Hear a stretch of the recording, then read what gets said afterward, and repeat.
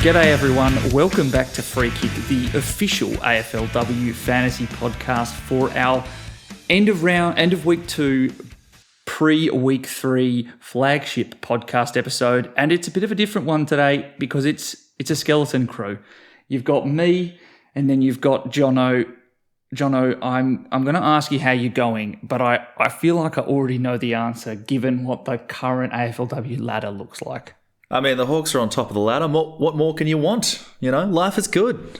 Look at us go. It's our rightful place, and it's about time we got there, quite honestly. You know, it's only been 2 and a bit seasons in the league for us to be straight up there. I feel like I was going to agree with what you said, and then you said it's your rightful place, and I suddenly just felt every fibre of my being going, don't like it. But yes, they have been very good so far. I can safely say that even if the Bombers hadn't have won, which they did, which is nice, I thought we might suck for the rest of the year.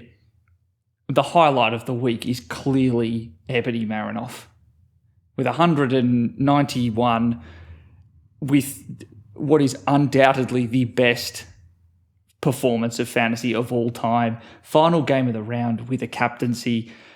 It was like a, chills type of moment watching what she could do that entire game.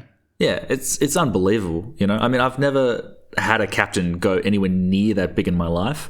Having a score on your team of 380, like that's absurd. That's just not even in the realms of what I would expect when I'm looking at that page. The thing that absolutely blew my mind was realizing that when we'd had a discussion immediately before the start of week 1 about what would we want our VC to score to take a red dot, and it was somewhere between 115 and 130, and Ebony Marinoff was at 116 at halftime. Like, that was a score we were comfortable to take as a VC, and we've already got it sitting there. And I pour one out for anyone who VC loopholed Charlie Rowbottom. Oh, absolutely. You must have been sitting there chuffed, 163, like, I've played the right game here, I've dominated, I'm guaranteed to have the top score of the round. Wrong. Yeah, I went through my team and I was trying to figure out, have I locked in all my trades? Is there anything that I can do to try and take this? I'll trade in a red dot for a 163. That's incredible, but it's just been completely overblown. I can't. It's almost a week where we've been saved from ourselves because it was so late in the round and all the trades had already been used. Well, I'm going to use that to launch straight into the shipping report. Now, we're going to have to talk on behalf of Mel and Will, who unfortunately couldn't make it this evening. So we're going to go in reverse order from the week. So lowest score first, and unfortunately that was Will. He had a 1,348 score, which puts his overall rank at 2,815 and a round rank of basically 4,000. I will say that the main thing that we need to mention is that in Will's side before week 1 was Ali Anderson, who he decided to pivot to Britt Benici. And then this past week he traded Britt Benici to Ashley McCarthy. So his midfield is unfortunately been an undoing for him, and he's unfortunately got all of his own fingerprints all over it. Yeah, I think that's cost him, 80 points in 2 weeks?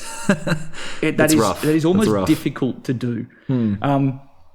Next up on the list is Mel, who had a 1,366. Now, that was a round rank of 3,328, and that moved Mel's rank down 645 spots to 1,940. Now, the one that I want to talk about next is one that is just ridiculous. It's the free kick team, which had a score of 1,425, which means that it has now got an overall rank of 714, which means that it is still the best team of all of us. Yeah, it's flying. It's flying away. It's just getting better and better. It is ridiculous, and it wasn't even with some outlandish trades. The thing that we nailed the most was bringing in Daisy Darcy and Zali Friswell. Next up is my team. Now, I had a 1,438, which I was pretty happy with. That score for the week, rank for the week, is 889, and my overall rank is inside the top 1,000, just at 990. So I'm up 1.1k. So I'm actually pretty happy with it. But someone's pipped me. Well, I was going to say, this is the score that would have won you week one. You would have been top of the charts. The scores this week were so much higher because there were just some absurd scores like Marinov as captain. It makes everyone's scores look absurdly high. Yeah, it's not often that we have 3 scores over 160, all from relatively well-owned players. It completely breaks what happened last week where we had the most highly owned forward in the game score of 5. And then, Jono, I'll leave it up to you to be the best host on the podcast this week. Yeah, thank goodness. I've bounced back from my worst performance last week to be best this week with a 1,444, which is only, 6 points better than you, but somehow 130 better for the weekly rank. So it's quite tight. It's quite tight at the top. But that brings me to an overall rank of 1,550. I'm up 2,266 for the round. So I was pretty chuffed with that effort. Yeah, I would be pretty chuffed as well. I would have loved those 6 extra points to have been equal with you, but I think how far apart our weekly ranks are suggests that was a very tightly packed area. That kind of low 1400s, like low to mid 1400s was probably par score for the week. Would you like to give me your good and bad call and also your blind side? Yeah, so good call, I think. It wasn't so much a trade, it was a not trade, because I was sitting there all week going, who am I going to get rid of? And I couldn't bring myself to get rid of either of Britt Benici or Lucy Wales, who ended up going 120 and 83 between them. So I was very, very happy holding on to those 2 players. I unfortunately backed in one too many players, and I kept Kate Lutkins for her 5, which, I mean, I at least benched her this week and didn't have to cop it on field, but she is now lost all of the very minimal cash she started with. She's down to basement price, and I have no idea how I'm going to get it out of my side. So that is brutal. Yeah. And it was, I think at one stage in the last quarter, she was on 1 and then got a tackle added after the game had ended. It was gobsmacking. Speaking of being gobsmacked, the one thing that was my blind side on Friday evening was Julia Teakle kicking 4 goals for Port Adelaide.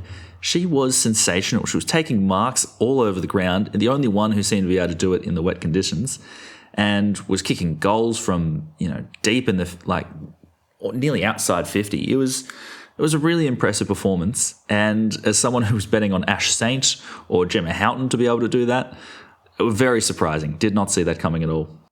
Yeah, I was pretty shocked by this too. I actually thought that Houghton was probably going to be the one who was going to do it.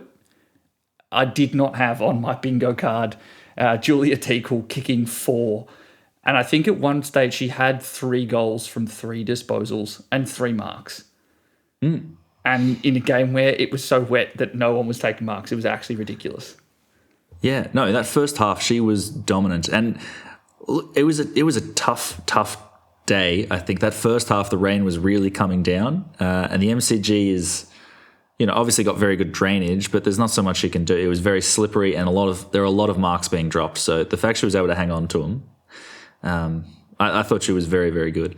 But it makes me wonder, like we were talking last week about whoever plays the Bulldogs is going to have a good score. Now are we going to have to try and play this? I mean, we're already playing rookie roulette. Are we now playing Bulldogs roulette, and we're going to be guessing which players are going to go big? You say that. I think that's a very, very real question that we have to ask. Because I think that there could be some people, and I know that Will's currently considering it, trading in Kelly Gibson as a forward who might go well against the Western Bulldogs. But I don't know if we need to go too far into that. That's a very Will type of trade. But I also think that's probably the longest that we've ever talked about Julia Teakle on this podcast, and maybe the only time or the longest time we ever do in our entire history. In terms of my good call, I had the same thing. I kept my faith in someone, and I didn't trade out Izzy Pritchard, who looked excellent against Port Adelaide, scored a 96, and I'm going to say left 15 to 20 points on the table as well. Had a couple of times where she really just second-guessed herself in trying to cut off a kick, and as a result got done holding the ball, both of them in the first quarter, and then probably should have kicked 2 goals as well. So was super close to being a score that matched the two of the other players that I considered fielding at my M4 in Britt Bonici and Ali Anderson, who we'll get to as having absolutely outpaced her hugely. Might have needed but I think backing her in 15 to 20 plus another 40. Yeah, thank you for reminding me. But at the very least, holding a 96 at my M4 after the Port mids, who a lot of people, if they're running a 2 rookie midfield, were fielding at M4 and M5, to have 50 points on top of them felt pretty good. In terms of my bad call, I'd say that I probably just lent too strongly into going for cash generation plays with my trade-ins, particularly. So I traded in both Hosking and Syme last week. Syme, I think, will continue to make cash, but the Hosking role against Essendon was not as good as I would have wanted. I think she was on like 10 at three-quarter time, and I probably did force that trade to happen a little bit when I probably could have gone for someone that I preferred more. I'd had the cash to be able to go up to someone like a Lucy McAvoy, who scored an 81, which annoyed me. And then in terms of the blind side for me, the gap between Mon Conti and Ali Anderson is literally blowing me away. Like, it's actually, I thought that Ali Anderson is a very accomplished, extremely accomplished AFLW player, but probably a better player than she is fantasy scorer. I did not think she had 43 disposals and 161 points in her. If anything, I would have assumed that Moncon was the type of player who could just pull that type of performance out. Absolutely ridiculous. And so Mon, who threw up 75 in an otherwise easier matchup, really did kind of pull me down a little bit for the week and definitely did not go along my expectations. Yeah, when your coach tells you, we need you to bounce back this week, ooh, did Anderson deliver? Like, that is such an impressive performance. And to think she even got tagged in that last quarter, she was on track for something else. Yeah, well, she would have easily been the most surprising performer if it hadn't been for Noffy. Moving across to the Will Watch and Wait scoreboard. It's very much in keeping with last season, where he does it for 1 week and then he's off for practical reasons. So the top score of the round, so the top coach at the moment is Lachlan's High Ash on a total of 2,867 points and had a weekly score of 1,521. That puts Lockie 3 points ahead of Matt's Mars Rovers and 4 points ahead of Peter's Where a Hero Comes Along. So it's very, very tight up the top. I think there might be 30 points then down to fourth. So there's a real tight grouping up there. Top score for the week from Blake's Wonder Girls was a 1,586, which absolutely smashes what was happening for top scoring last week. I think he had 4 players above 130 in his midfield, which is just ridiculous to look at. In week 2 particularly. I think I was kind of getting close to that in like round 9 last year, but absolutely stupid this year, so early.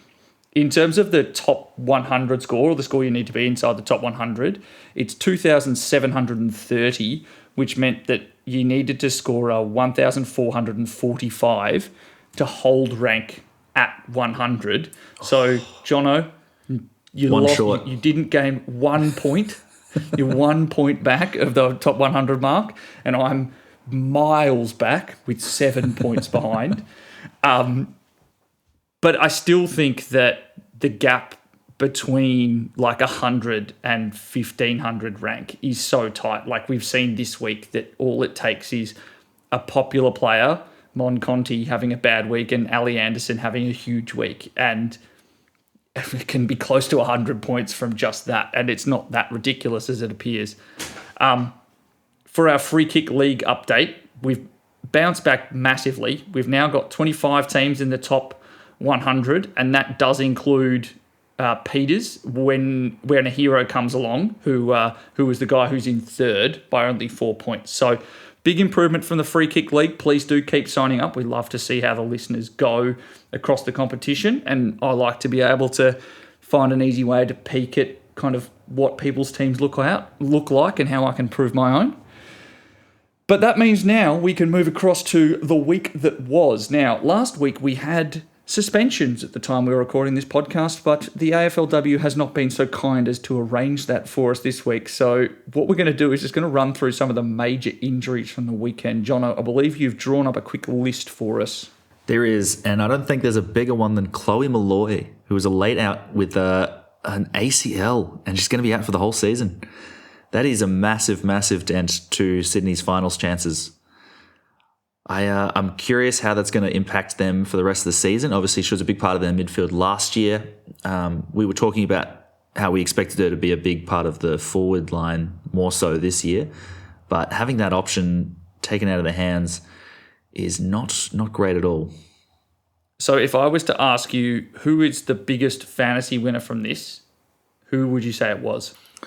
I would say it is Sophia Hurley and probably Cynthia Hamilton would be the two that I like the most. The next injury on this list that you've got here is one of great pain to me. Yeah. Did you want to talk about and for your football team too? Yeah, the Hawks had a terrific day, 95% of that Collingwood game. And in the last couple of minutes, we had an injury to Casey Sheriff, who did her ankle in there's a nasty tackle. Like, just you can see her sort of twist over in the tackle and her ankle just get trapped under her. And same with Anya McDonough, who landed very awkwardly in a marking contest. I can't tell really if she landed on the wrist or if it was stood on. Either one scenario, I think, is a lot better than the other. But basically, we are waiting on scans and we are thinking that they both might be out potentially for a while. So I traded Casey Sheriff into my team. I think you might have done the same. Yeah. Yep. So, I mean, rough chances. I think the Hawks, we're just bringing Emily Bates back in, who was laid out with a tight calf, but is going to shuffle some things. I think it does mean that someone like Mattia Breed is going to get a little bit more of a look in the Hawthorn midfield. Yeah, I think, well, if it had just been the Sheriff injury, I reckon that would have been a slam dunk.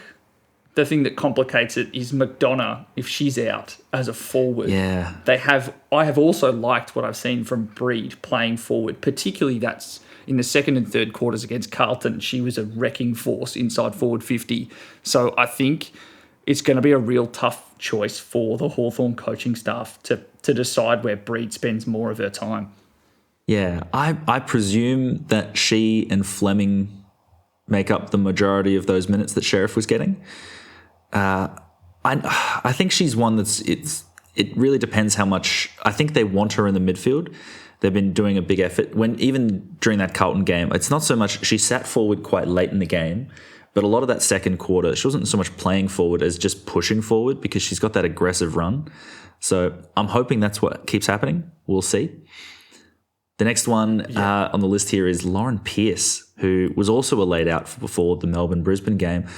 And he's going to be out for 6 weeks with a wrist injury. So Melbourne, having lost Taylor Harris as well, who have previously run through that ruck lineup, it's going to be interesting to see how they cope over the next 6 weeks without their quite a reliable ruck.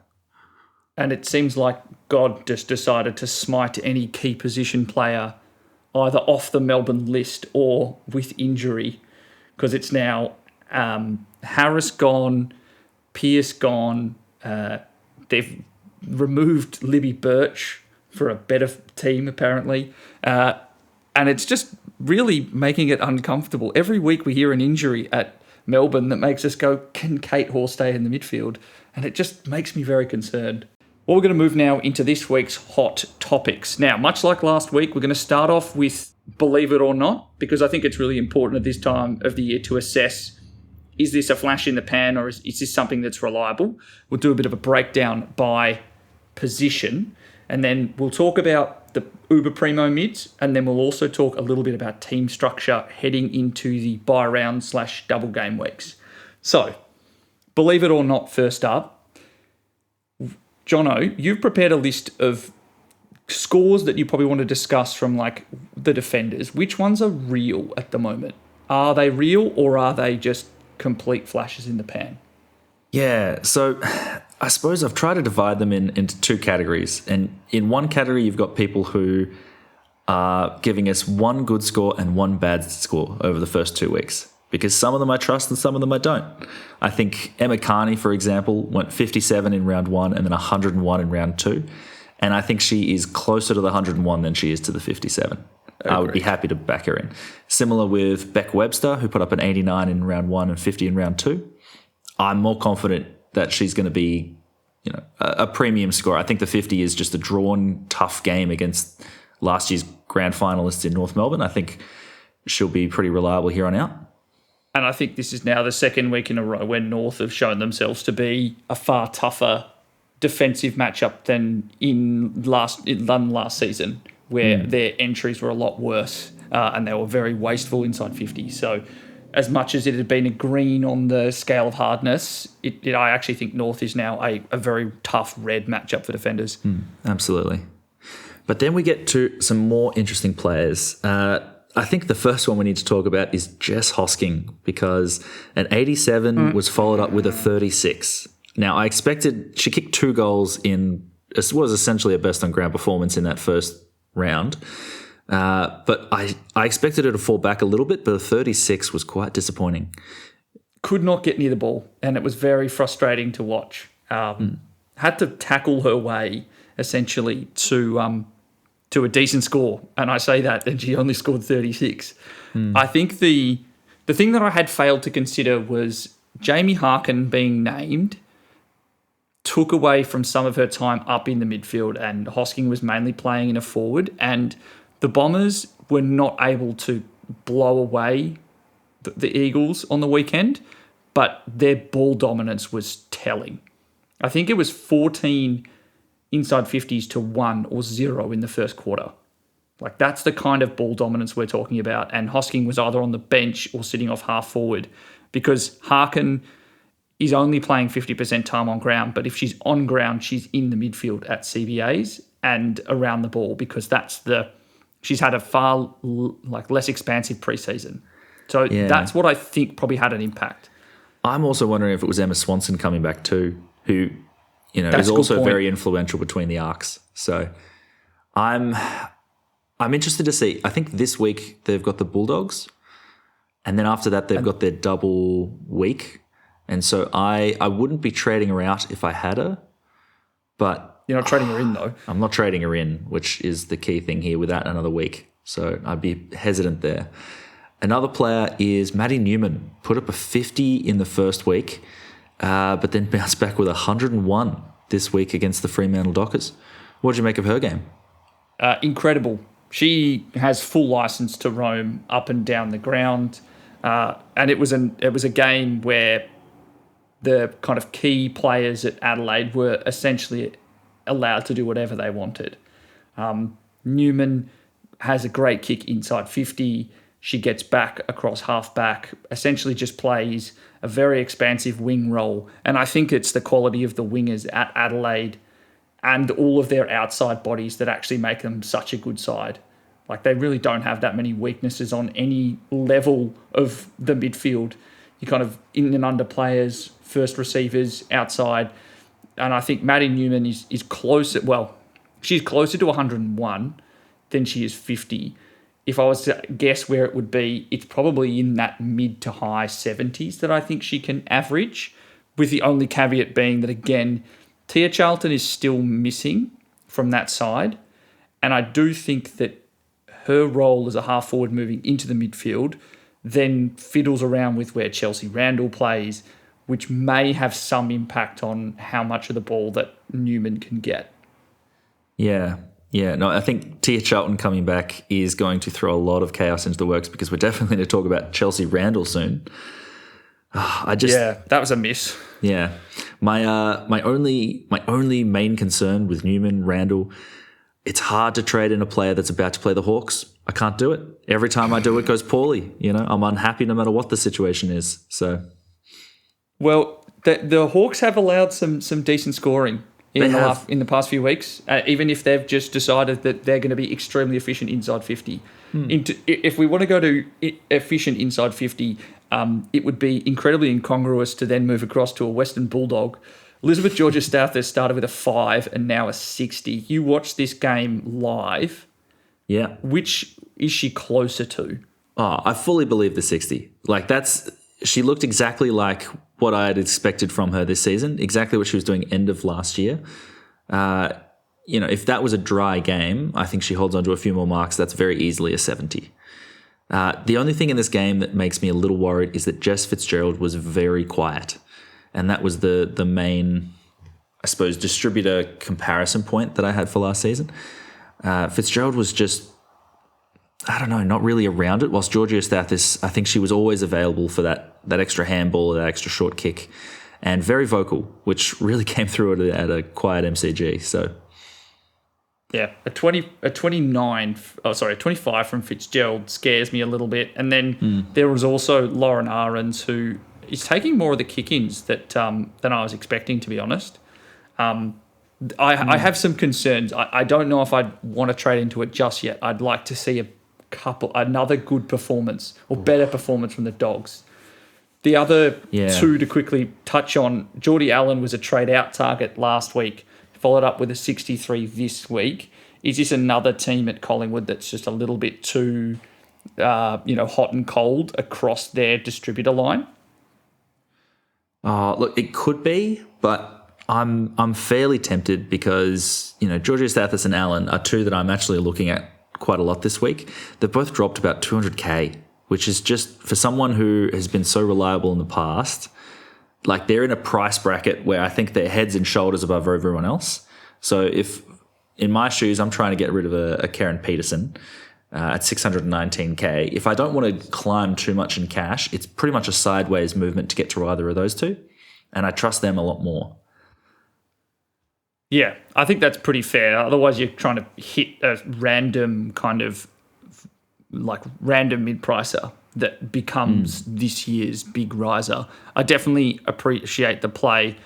And they're hard to split as well on run. Collingwood have Brisbane this week, followed up by the Eagles and the Western Bulldogs, who maybe it will be a free-flowing game and it'll help Geordie Allen. I think as long as it's a dry game, I would think she'd be taking a lot of marks. So I'd be hopeful for that. I think the thing that I think I would lean more towards Allen. If Lauren Butler is back, it allows Allen to essentially just play on the wing, which is where she's averaged in the 60s before. I think that's the very simple reasoning for me. That's the marker for me to bring her in. The final one to talk about is Maddie Gay. Started with a 51, now has had a 96. Before I throw to you, Jono, I thought Maddie Gay was excellent, and I think that this is the first time this season that I've agreed with a positional choice of the Bombers. Maddie Gay is an excellent distributor off halfback. She's at a quite good intercept mark. She makes good choices with the ball coming off halfback and has good speed and has natural midfielder instincts. I think that somewhere in the high 60s is where she can average. Now, that's closer to 51, but I still think that there's a viable upgrade target there. Yeah, this is one that I think in the practice games that we've been watching, I was really liking the movement between Gay and Keeney and Nanscorn and Prasparkas. There was just this really good sort of switching game that was going on. And we didn't see that against the Dockers at all. So it's nice to see that it's come into the season. It's a tough role where I feel like it's going to go up and down a lot. I can see a lot of this variability continuing. So I'm probably not going to jump on board. But I wouldn't begrudge anyone who does. Yeah, I think that's a good call. Now, you've got one defender here who is surprisingly reliable. Yeah, Lucy McAvoy with back-to-back 81s, currently the highest averaging defender in the game, I'm pretty sure.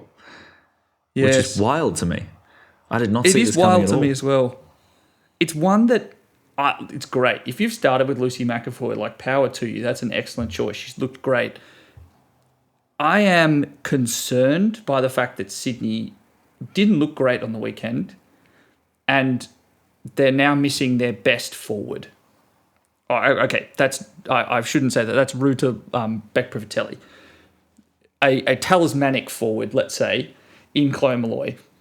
And Lucy McAvoy is a known utility and Scott Gowans recruited her as such. She's a midfielder, a defender and a forward across her career. And it's not even particularly long at this point. I do wonder if she's the chess piece that gets moved. If Molloy isn't injured, I doubt it would have happened. Brenna Tarrant looked great in defence. Their forwards looked great in week one. McAvoy was allowed to play on the wing, and she's very smart. I just wonder if this is the thing that they go, all right, we need you to be a key target or a key pressure player inside 50. Yeah, no, this was absolutely my concern last week because I do think she gets thrown around a lot. It's just until she gets thrown around, she's going to be scoring well, you know? Yeah, it's a very frustrating watch because like it's someone that I like and Mel has been forever tempted by Lucy McAvoy every season we've played, and for good reason. She's a very good footballer. So yes, it's going to be one to watch. So it's one that's actually been quite reliable this year, and we're both sitting here going, "Not too unreliable, don't like it."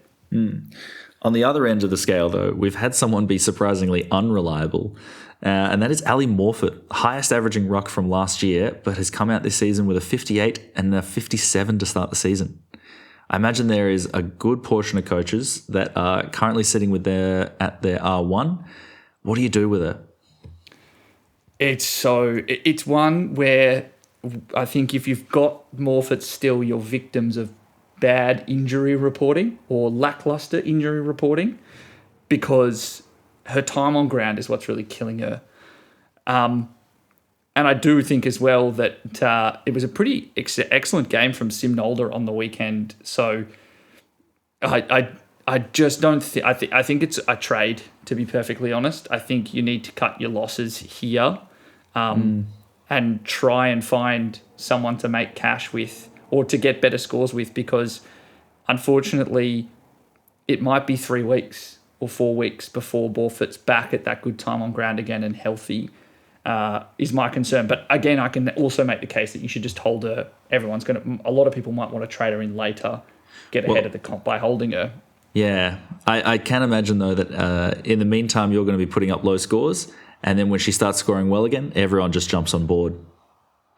It's It's that a tough is a spot to very be tough in. one. Yeah. I think if you wanted to find a way to make cash, I think Morfitt might be the one that you trade out and down. You might try it. I haven't got the options listed in front of me at the moment, but that might be where you look and go, look, she's not scoring remotely close to the premium level. Yeah. Moving across then to, well, we don't have actually that many rucks to speak about. They've kind of mainly done as expected. Even Matilda Schultz, who I'd said was a trade out last week, actually put together a decent score for the round.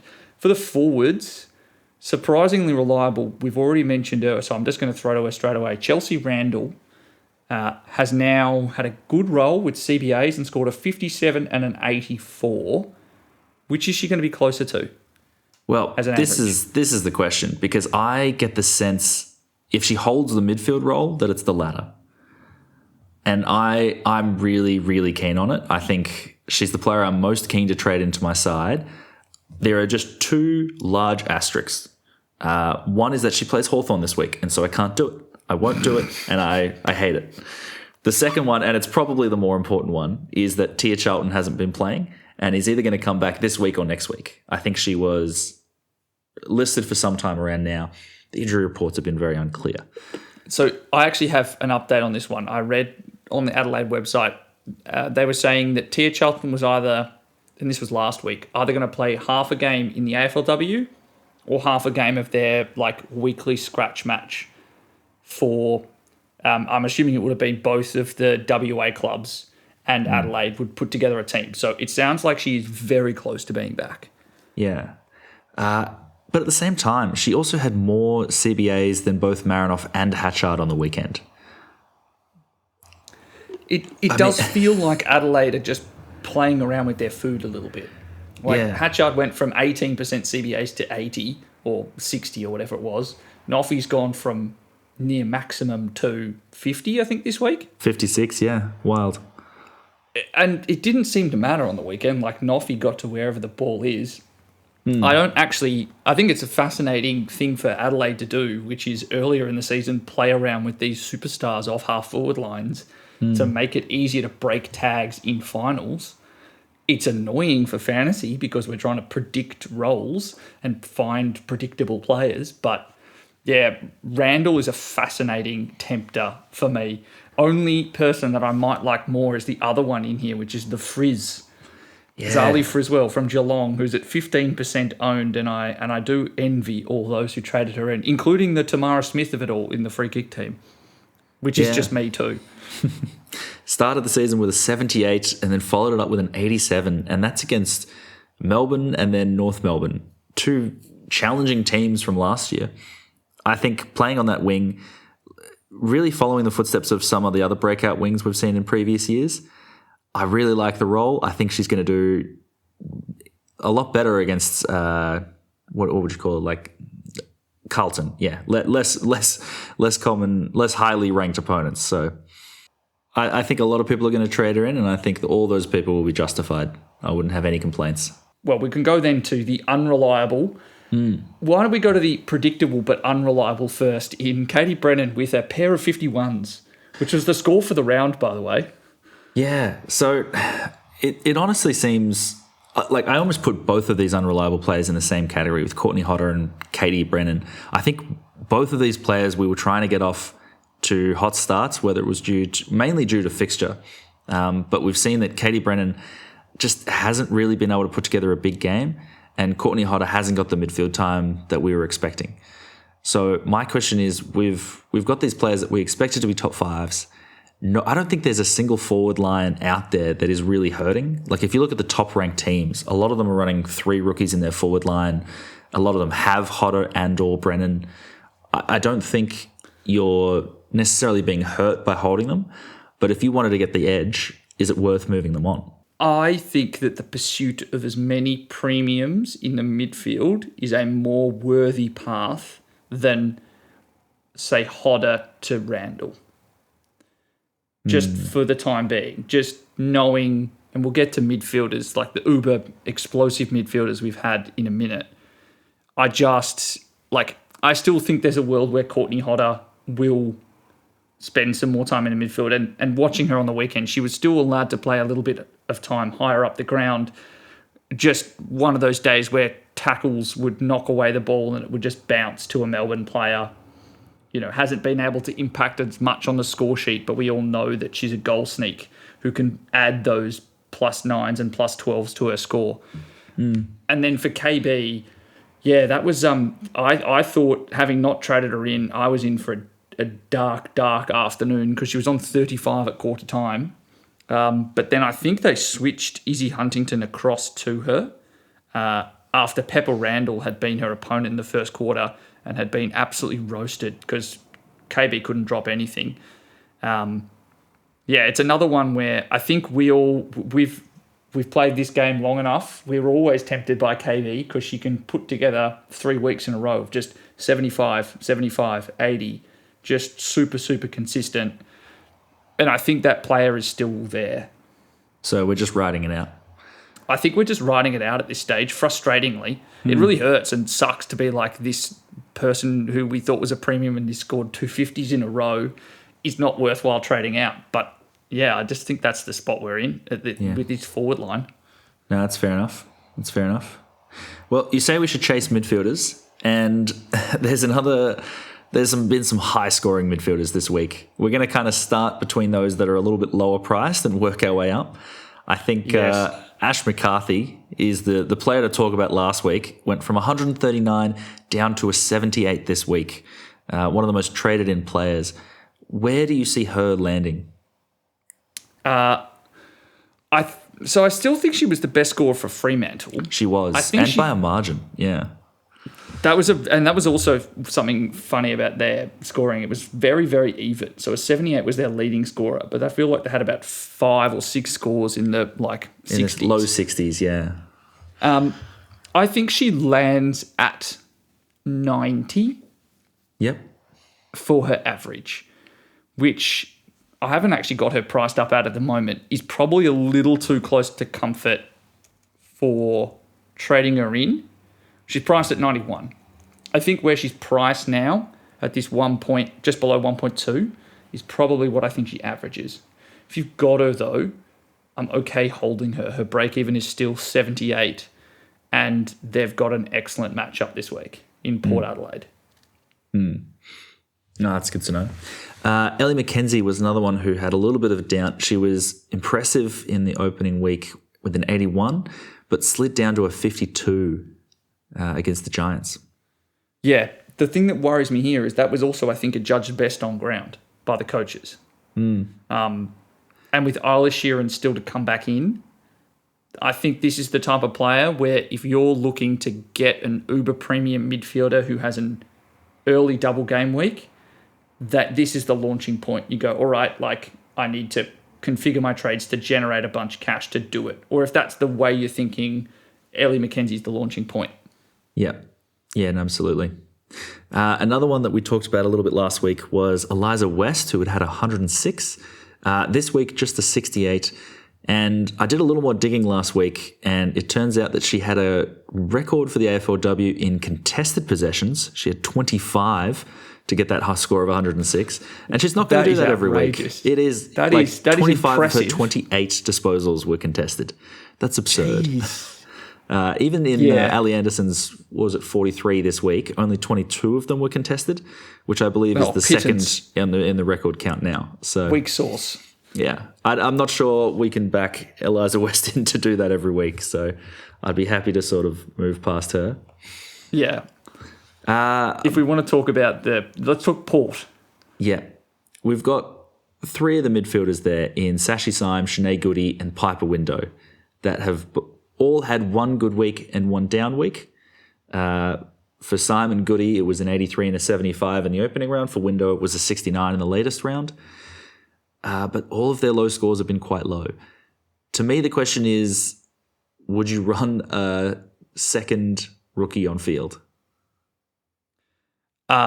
If you I would be looking to avoid it at this stage. I think if you can find a way to run 2 or 3 mid prices in your forward line and just one of the rookies on field, if you can find a way to configure to your team like that and still have some cash, I would be looking to upgrade your M4 to find a way to get up to someone. If you had to field one of them this week, who are you putting your money on? I actually have no idea. This is so difficult. So they're going up against... They've got Port Adelaide, right? So they are Port Adelaide. They've got Fremantle. Sorry, they've got Fremantle. I've already... Yeah, by the by. So the problem that they've got is Fremantle love a tackle, repeat stoppage kind of game, which makes me think that Syme or Windows are the play. But... hand over your heart, 100 times out of 100, who is the most talented of the three? Shanae Goody's kicking. I think on a dry day, she had a tough matchup this week. I know it was the Bulldogs, but Riley Wilcox was elbowing her all night. And that was probably the most entertaining part of that battle was those two rising stars coming up against each other. So I would back her in most of the time. It's just hard Where are in the you going? contested Because game. I can make a good case for all of them. Yeah, I think I'm going to back in Sashi Syme, but I don't feel confident. No, I am going to waver on this one. At the moment, I'm backing in Goody for the third time, but yeah, I too am looking at Sashi Syme. Yeah. Britt Benici has gone an 83 into 120. I think she benefited a lot from Bree Davey having a bit more support in the middle. And the Hawks seem to be a good matchup. That's now the second week that one of the midfielders has really put up a big score against them. So that's an interesting one there. Mon Conti as well for you has gone 118, followed up by a 76. Oof, real hurt. Yeah, this is one where I am considering upgrading Mon Conti to Ali Anderson because I feel as though Ali Anderson is showing herself to be less of the Maddie Press-Parkers type scorer this season and more of the Ash Riddell type scorer this season. That's what I'm seeing. Ali Anderson has now... It's her third season as the midfielder at Brisbane, and she has taken her game to another level. She's broken the clearance record one week. She followed it up by breaking the possessions record. I don't want to be overconfident in thinking she can break statistical records every week. But I doubt there are many people that do that in the first 2 weeks of the season who aren't in red-hot form and have taken their game up a notch. Yeah. Well, I think that brings us to our second hot topic here, which is this is just the land of the Giants, there are some massive, massive scores going on. We had 3 players score over 160 and then another 5 who broke the 110 mark. We've seen so many players do it across the years, but is it the sort of thing where we have to just have these high-scoring players in? You're looking at these top-ranked coaches right now, and all of them had Marinoff, Rowbottom, and Anderson, and usually a decent fourth midfielder somewhere, and it's just put them leagues ahead of the rest of the competition. I think it should be a primary target in your trading this week, is to at least bring someone who can get within the realm. Even if it, and I think that the lowest priced option you're going for is probably Britt Benici. Would you agree? Like, of the players that can go that 110 plus. So I definitely agree that Benici can. I'm just having a look around the other priced around there. It's not like, the players priced around her. You've got Nance Scorn is a hair below. McCarthy is a hair above. Whitford, McDonald, Maddie P. I think of the options there, Britt Benici is probably the lowest priced target for like a 110 capable scoring M4. And I think we've seen this week that is the way that you're going to be able to maximise your points, just given we don't have the forward options that are high priced to really split the difference. Well, if I could name some players then that are below that currently, that I imagine are quite highly owned, we'd be looking at, to start with, you've got Izzy Pritchard in your team. There's about 10% of coaches with Georgie Prasparkas. There's a handful of coaches with Ella Roberts. Are you suggesting all these players need to be moved on? Interestingly enough, I think for Pritchard and Roberts, there's a case to be made for holding them until the beginning of week 5, at which point you turn them into one of Moncon or the 2 North Melbourne mids in Riddell and Garner. And you say, I'm actually going to try and find an Uber Primo M3 and just keep trying to find ways to upgrade my structure and make sure that I'm really set for those double game weeks. And that's my thinking there. I think it's those players that have more cash on their head or a later double game week where you might make the case that they should be upgraded. But that's like that's my thinking at the moment. But I'm not set on it because there's no meta. There's no locked in strategy for this. It does feel safe when you've got one of these players with the double weeks coming up because you're just like, worst case, I know I'm trading them out at the end of that round.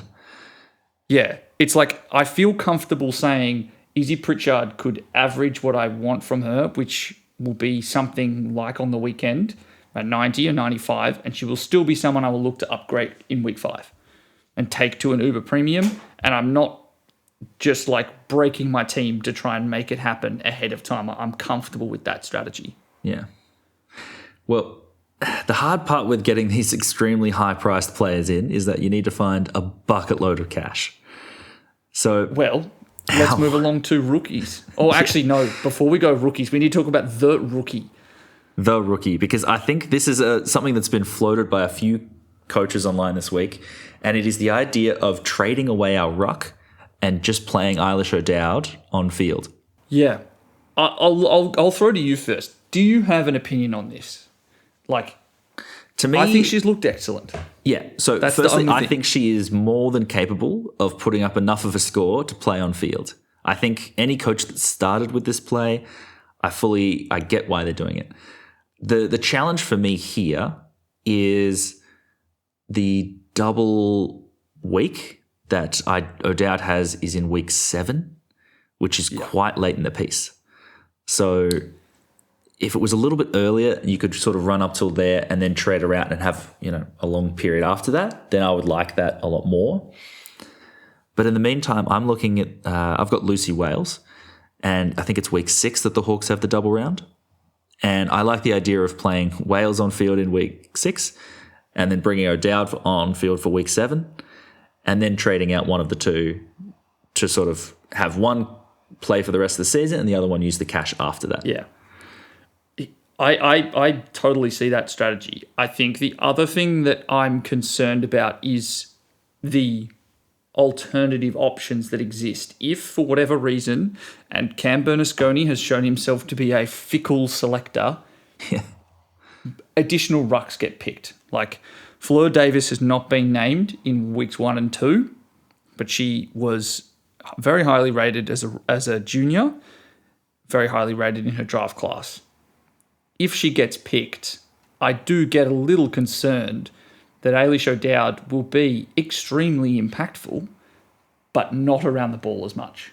And I think that what she does from clearance is where she's generating all of her points. Mm-hmm. And if she's not at clearances or at stoppages as much anymore, I worry that she might get lost, but still look amazing, like Aisling Maloney style. Whereas at the moment, she's feeling like a pretty unique player in the way that she goes about scoring points and playing. Yeah, look, I see what you're saying. If Davis was to come in, then yes, but also I think she's one of the best things about the Giants team at the moment. She is looking fantastic in those clearances. I would be surprised if they picked a second ruck. Here's my counterfactual. She's not actually good at rucking yet. No. It's more once the ball That's hits my the only ground. reason for mentioning it. Yeah, no, I fully agree. Once the ball hits the ground, she looks like a midfielder that's been stretched out. She looks amazing. I'm trying to like take the worst case scenario, and unfortunately with this team, that's an oft case scenario. Yeah. On the alternative, who would be some like premium rucks at the moment that you would consider running this play with? That's my question. Because at the moment, like the main one's Edmonds. Like she's the most highly owned premium ruck. Yeah. So firstly, I would absolutely do this if I had Ali Morford in my team. I would bank all of the remaining cash and I would find a way to expend it elsewhere on the field. Alice Edmonds, I think I would hold. I like the idea of doing this after week 4, because then you can bank the cash at that point to get premiums on your field from other lines, but you still get the double week in week 4 earlier than anyone else would.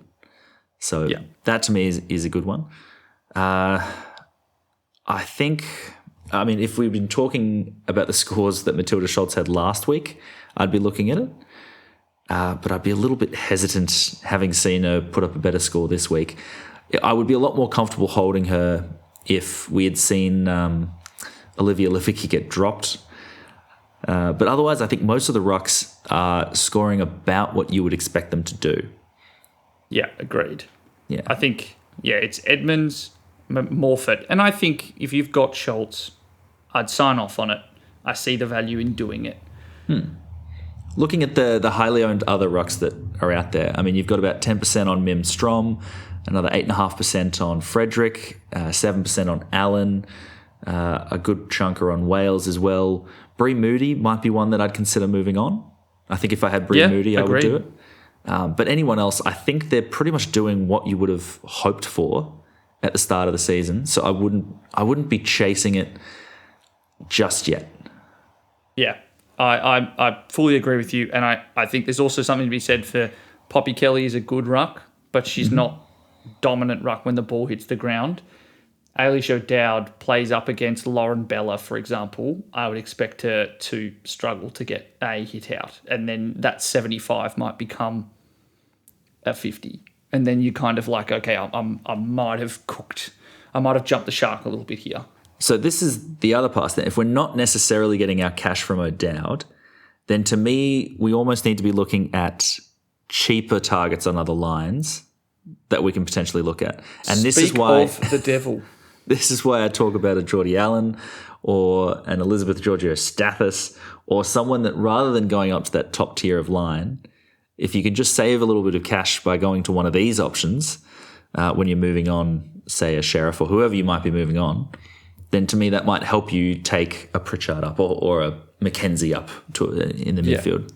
Yeah, and I think for the forward line, it might be foregoing that extra 200k and bringing in a Gabby O'Sullivan who had a little bit more midfield time. I think I like what I've seen from her, even if the scores haven't been amazing, and get that extra cash, like try and find a way to take a stab if you're really looking for a way to generate cash. Because it's O'Dowd has looked amazing, and most people have got a ruck over 800k sitting there that's scoring at or below what she did last week. Yeah. Yeah. I like the idea of getting the cheaper premiums. My question then is there's a difference between Geordie Allen and Gabby O'Sullivan to me that is completely different from their scoring potential, and it's having the bye round or the double week coming up. That's fair. That is very fair. Because I like the idea of, once we hit these double weeks, I imagine our strategy is once the players had it, you can move them on and trade in the next set of double weeks. We know these players are going to be scoring more on average. Yeah. So this is why I like targeting Allen. I'm not sure if I'm settled on Allen, but I like the idea of getting as many as I can now so that I can start that rotation system through those 4 weeks. 100%. And that's the same reason I would be holding Hodder if you have her with that nice early double game week and maybe look to sideways from that point onwards. Because in my mind, and we won't go into it too much this week, it'll be a discussion that we have in earnest at the beginning of next week. I would be expecting that your trade cadence during those double game weeks is a rookie downgrade to generate cash, an upgrade to a decent player who is playing their double game week that week, and then potentially sidewaysing a premium from one that's already had their double game week to one that is coming into it. That could be potentially an uber primo. It could be just a general premium player. Yeah, and that's the way I'm visualizing it. And it's finding those ones where I'm okay to sideways, or could be actually one that I downgrade and do a bit of a cash grab to end up with a similar average. Yeah, one that I've been saving in this team, we haven't really talked about at all, to do a sideways premium trades with, is a Ruby Slasher, because she's gone back-to-back 56s. It's not hurting us, but it's also not a decent score. But my logic is once she has that double week, she'll put up 112 apparently. And then after that, exactly. We can just, spot on every week. After that, move her on to a better defender that might keep going up. Yep. I definitely agree with you on that one. Speaking of ways to generate cash, we're going to do another bit of rookie roulette as our hot topic. But instead of going line by line with this week, Jono's made the suggestion, and I think it's a good one. We just think about it as ones we have to trade out and then the targets at a reasonable price. There's going to be some very, very highly scoring rucks at this stage. Ailish O'Dowd was one of them, and she is not someone you can now consider as a rookie-priced player. You have to be thinking what's reasonably attainable within 125k of a bargain basement player. So we're gonna do this tennis match style. Serve the option back across the microphone on whether or not we agree that this rookie needs to be traded out of our sides. Jono, Kate Lutkins. Look, I think she does. I don't know how I'm going to do it anymore. There aren't great defender options that are within the 125k mark, but I think she's one that I'm going to spend the next couple of weeks figuring out how to get out of my side. Yeah. She's not actually on the list at the moment, but keep your eye out for Lauren Butler. That's an attainable target. Ella Smith, one that we were hot on, has the role but just cannot score. Beautiful 3 clearances on the weekend from 3 disposals. Looked great. She's a trade out if you can.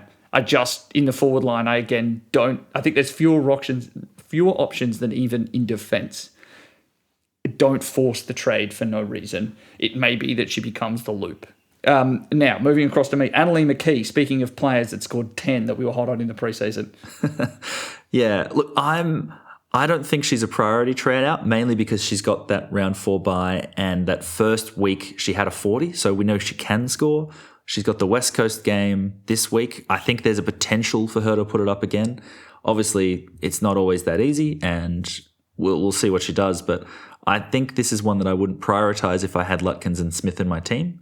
But I would, if you're looking for a way to move to a new player, fix up your rookie options, this is one I'd be happy to move on. Fair.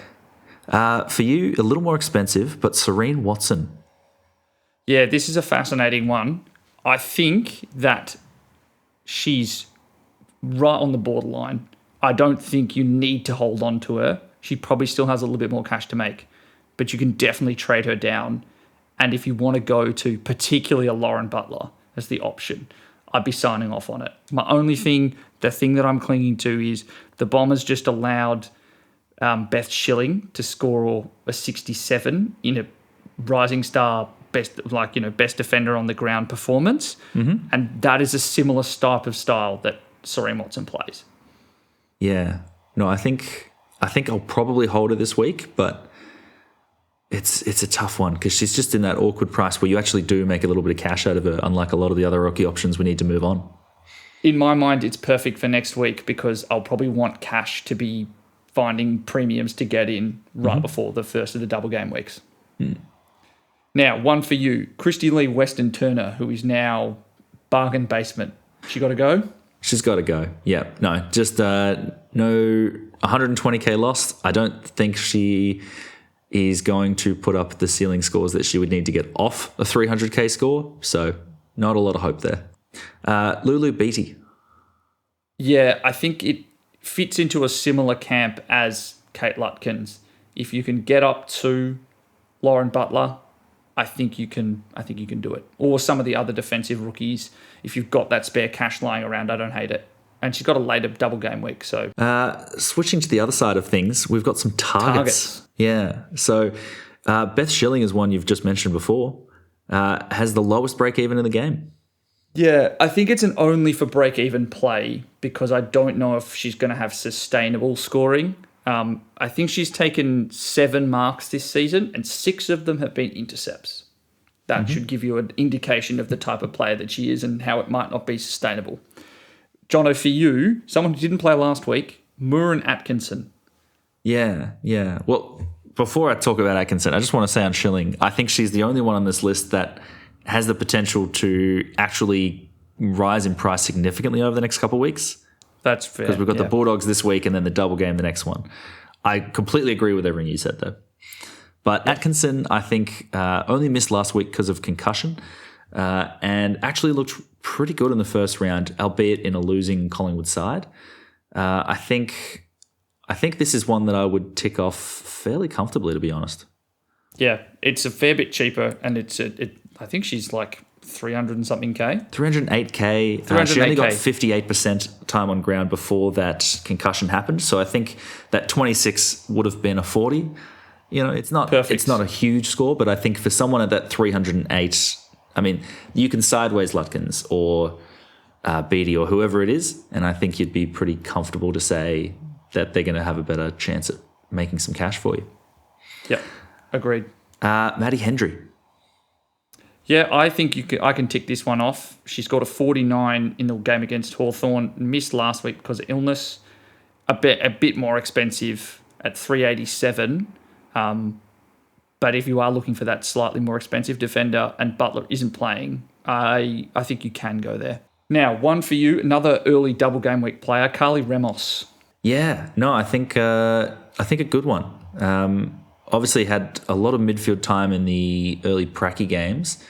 And this week, I think against the Hawks, I was really worried with Brie Davey coming in that she was going to be, worse or even out of the side. But she still didn't just play, but actually got 28% CBAs. So I think pretty exciting. One that could make some cash. Yeah, at 342K, I definitely think there's cash making potential there. I like it. Yeah. One for you is Jamie Harkin. I like her tackling. I think she's probably going to do enough to stay in the side, which I like. It's one where she's not on the ground as much as you would want. I think she basically flips between full-time midfield or the bench. But I think this is one where if you're looking for a midfield rookie, I'd probably have Ramos ahead, but I wouldn't be upset. If you need that extra 40K. If I needed Harkin. Yeah, it's also nice having the Bulldogs this week and then the double game the next. So hopefully a quick riser. The interesting thing here is that we haven't seen any price movement because she was in late addition to the game, which I think you were saying earlier is something that's happened before. Yeah, it happened last year with Arian Hetherington because she was a late addition in. She had a weird break even that meant her cash didn't move at all, even though she scored enough to move. So it's like Harkin scored a 31, still 300K. Yeah. So I don't know what's going to happen there. We'll follow it up, and if I get a response, I'll let people know on Twitter what's going on. For you, Eleanor some rucks Hartle? now. Yeah. Yeah, I think that this is a ruck downgrade. If you're looking to actually have a pulse and you want to make sure that you're not going to get caught out with no player to score on your ruck line, as opposed to trying to trade in a red dot for looping, I think Hartzell's the best option at Brisbane. She looked good. Yeah. Yeah, I think she'll score well enough as well. And again, another one with a double week could rise quickly. Yeah. Another early double week is Georgie Cleaver at West Coast. Key defensive role, I think, is not the most positive scoring role, but at the very least will be a heartbeat that you need back there. I think with a lot of the options that we'd be trading out, I don't know how much better off you would be. You know, I think a Lutkins or a Beattie has the potential to take off. She's a ruck. Much the same. That's she the is advantage. listed as a ruck. That's true. I'd forgotten about that. So that's helpful. Yeah. Yeah. That's my only thinking is like if you're doing the Eilish O'Dowd ruck 1 play and you would still want to generate some cash, I think I prefer Harthill, but fine. If you need the extra 25, 30K from whatever it is down to Cleaver, fine. And now we've got two. I'm gonna combine the last two forward options that are rookie targets. We've got Keely Custerman and Amy Franklin. Do you have a preference? Oh, Jesus, tough. I think Custerman's probably got a better ceiling on her, but it's also a far more expensive player. I think if you could afford, I think if I was expecting to hold them long term, I would pick Custerman. If I was looking for someone that I would not expect to make cash. So this is just, I need 100K and then I'm just leaving that as a dead spot, which I wouldn't recommend too much. No, I think Amy Franklin is definitely a play because of the fact they play the Western Bulldogs this week. And maybe Amy Franklin is this week's Julia Bryn Teakle, which they called her multiple times on the broadcast in the first half, which is so good. Imagine if her middle name was her brother's name. Cousin's even better. Name, sorry. Oh, funny. I do really like Amy Franklin as a player. I like when she was at Freo and then now at West Coast. I think she's shown a little bit. It's just I don't think she's got that continual presence yet. So still in development. Well, that's the end of Rookie Roulette. Hopefully we've given you enough to think about. Moving quickly across to Captain's Corner, I'm going to throw to myself.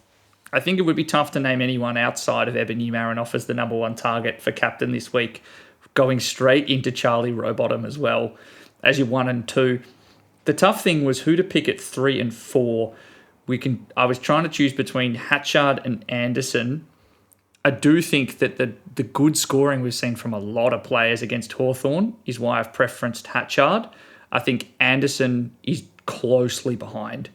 I just wonder if 2 elite games in the same way that Laura Gardner nearly broke the possession disposal record last year and then the next week copped a tag.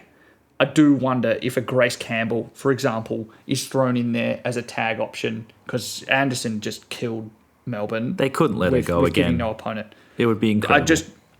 She's too big a name, too big an outlier, too good at the moment to not have that be a risk. And then at 5, I've got Elise Parker. Looked back to herself. 120, just doing whatever she wants. The names that you won't see in here are North Melbourne players, which is interesting. Again, up against Melbourne. So Jazz Garner and Ash Riddell have very bad scoring records against Melbourne. They have really struggled to put good scores up against them. I do think the Mixtinia has a good sense of what it takes to gumming up the North midfield plan. And Shelley Heath was finally deployed last week, right at the end of the game. I do wonder if they look to correct that and Jazz Garner or Riddell get some attention immediately so they don't see a repeat. So that's why they're not in my top 5. I still think they're very capable of going above 100. I just don't know if this is a ceiling week. In terms of other options, Amy McDonald up against Carlton, who have been witches' hats at the moment for scoring. Ellie Blackburn going up against West Coast, who she pantsed last year. And then Ash McCarthy looking to regain her high tackling form and high scoring form up against Port Adelaide, who too like a high tackle contest. The one name that I haven't mentioned in here, who would normally be in here in the past, and we didn't mention her earlier, is Georgie Prespakis, who is clearly nursing an injury of some kind still. She's not healthy. Put us up a 39 during the week. It's rough for anyone that holds her. One of my best mates, Matt, shout out, That's a real tough one, mate. I don't think it was outrageous to start her in round one. I don't think anyone expected a 39. Just thought it best to mention the fact that she's been well down at some point this podcast. Yeah, anyone scoring 150 behind the Premier Captain Choice of the Week is probably not going to be a captain the next one. God, Marinoff breaks maths. That's outrageous. I'm looking forward to next week when you can't have Marinoff as your top option, purely on the basis that other people are playing twice. Like, she might be in the top 5, but surely she's not number 1 finally. Yeah, I don't think she'll be top 5. I'm going to say that now. It's been a bit boring. I've had Marinoff and Rowbottom the top 2 each of the first 3 weeks. Well, that brings us to the end of our actual substantive content for the week. We're now going to have a look at our trade plans going forward, which should be a little quicker because there's only the 2 of us. What are you looking, Jono, at doing this week? Yeah, so I spent a while exploring the O'Dowd trade before settling with the opinion I gave before. And instead, I'm going to be replacing Sheriff, either with Friswell or Randall. And then sideways Peterson, probably to Geordie Allen. I'll need 200k from somewhere to do that. And I'm not really sure how I'm going to do it because Kate Lutkins doesn't have 200k on the top of her head. So I might be moving another rookie down. And I'm trying to figure out who's going to be the best player to trade out early. I'm in a similar situation with Sheriff out to either of Friswell or Randall. My big question for the week, though, is do I try and find a way to turn Monconti into an uber primo mid, particularly one of the round 5 ones? So it's looking at round 4 or round 5. So it's either Anderson, Riddell or Garner this week with the view to picking up whichever one that I don't get from Izzy Pritchard. Or if I'm trying to get rookies off field. So am I concerned about the low time on ground for Tripodi, or do I think that Pounga is not going to kick a goal again this week to create a decent enough score and try and turn it into a Gabby O'Sullivan as a real just desperate, let's get these rookies off field. I'm super torn. At the moment, I'm going Conti to Anderson and then Mattia Breed, who I still think has cash to make, but I think we can reasonably agree that there are some little roly foibles and time on ground that may mean that it be a slower burn than it may need to be for me. So I might go her down to Carly Ramos to make that whole trade situation work. Yeah, no, I can see that. I'm considering Breed as well, maybe Syme. I don't like trading out either of them, but neither. What I really like about that trade is it lets me figure out the point of weakness on my team, which is definitely Kate Lutkins. There's a lot of trade options that I wanted to explore this week, but a lot of them meant fielding either a Schilling or a Lutkins on field, which I'm not comfortable doing at this point. So if I trade out Breed or Syme, then I can move Lutkins to my utility, and I just would feel safer having I kind of lose that spot a little bit, but I would just feel better with the flexibility of my trades going forward that I can, loop a little bit better in my defense. Yeah, so that's very fair. And I'm sorry to have to say, I'm glad that issue is rid of my team as of last week's trades. My point of weakness is someone that you avoided trading in, and that's Jess Hosking at D4. Possibly even D5 because Dana Finn looked bloody excellent. Yeah. That really worried me, that game with Swanson back, with Harkin in the middle. The only reason I'm not making it a priority is this early double game week and the Western Bulldogs. I don't think that the Bulldogs are going to be able to replicate that forward half dominance that the Bombers had. That's my only saving grace. So I'm going to be fingers and toes crossed that it's just a nice little 60, 65, and I just get through the week unscathed, knowing that she's also relatively popular. Yeah, no, I would feel comfortable doing that. I think I would worry more about how Hosking scores against Brisbane and then Collingwood in the double week, but at least it's a double week. So yeah, it might be 2 scores in the 30s, and she'd still be lower than what Dana Fid did in one game. Yeah, so that's where I'm going, and I'm still not comfortable. I'm still feeling out my way around the strategy on these double game weeks and how I want my side structured going into my trades starting next week early. I think my favourite part of the weekend from a fantasy perspective was Dana Finn taking an intercept mark, kicking it out of 50 to Charlie Rowbottom, who kicked it inside 50 to Dana Finn, who kicked it out of 50 to Charlie Rowbottom. It was just a beautiful moment. Beautiful moment. Infuriating for AFLW fans, wonderful for AFLW fantasy coaches. One of those like cartoon moments where like dollar signs are just ka-ching, ka-ching, ka-ching over your eyes the entire time it's happening. Oh, the whole time. Well, that's a very auspicious way to end today's episode. So you can make sure that you consume as much free kick content as you can. So you can follow us on YouTube, Twitter, and Instagram at FreeKickWPod. You can also find the feed on the Free Kick feed and then also on the official AFLW Fantasy Podcast feed. There are also articles that Jono and I write with all of our advice on the best buy, sell options and things to look for in the week. That'll go up midweek this week. The one thing to mention before we do our final little shout out at the end, obviously the structure is going to be a little different next week. We've got a game starting on the Tuesday. Now, our plan is to do a live episode recording on either Sunday or Monday before the first lockout on Tuesday evening. We've not locked down a time on that yet, but as soon as we have, we'll be pushing out on our social media to make sure everyone knows when you can hear us. And then the idea will be to do our flagship official recording where we were all in place and it's a little bit more polished to go out later in the week, probably record on a Wednesday or a Tuesday night, and so that we're covering the kind of trades that we might be doing later in the week. Yeah, you can also expect to see Mel return next week, but I wouldn't hold your breath on Will, who is very excitingly getting married at the end of this week and will be off on his honeymoon, so it might be a couple of weeks before we see him return to the podcast. Outrageous. His lack of commitment is noted. I cannot believe he would have booked this in extremely in advance and not told any of us whatsoever. In the middle of the season. Just wild. Just wild. Shame on him. Thank goodness Geelong won and there's no Geelong men's prelim final this weekend. That on the his wedding day. Choose going to.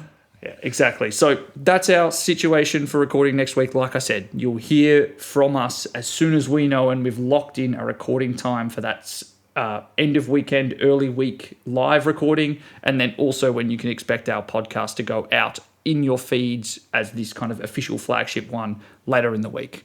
So on that note, Jono, where can they find you on social media? You can find me on Twitter or X at FreeKickJono. And you can find me on Twitter/X at Liam AFLW Fantasy, basking in the glory that is Ebony Marinoff with a big fat C. That's all for us this week. It's a little bit of a longer pod. Sorry, Jono and I do like a little bit of a rant. I hope you enjoyed. And if you haven't, I don't want to hear about it. It's someone else did the podcast. You'll hear from us next week. So good luck and happy trading. All right. Bye.